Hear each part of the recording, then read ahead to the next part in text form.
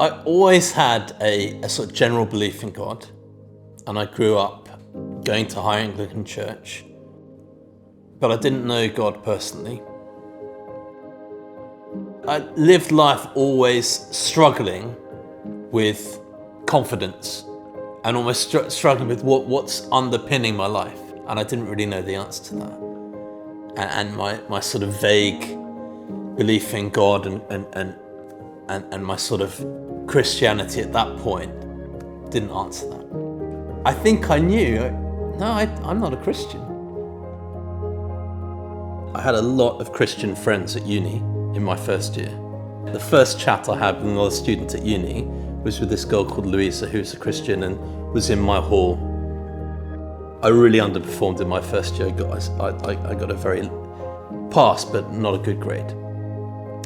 And in my second year, it was going even worse. And I just remember asking those questions of life. What's life about? Why am I here? What would make me happy? But also, what's the meaning of life? Out of that moment and that reflection, I went to Louisa and said, "Can I come to church with you?" Every sermon seemed to be saying something to me internally. God loves you.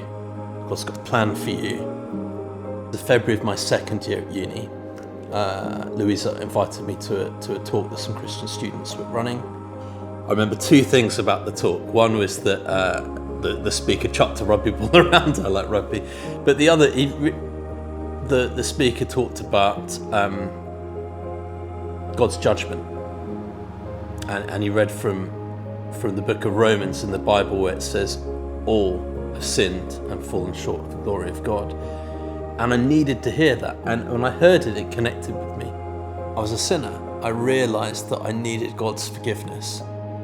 And then he paused and said, "Are you willing to give God control of your life?" And I remember that was the second penny drop moment for me. And I went, yes, I've been waiting to hear that my whole life.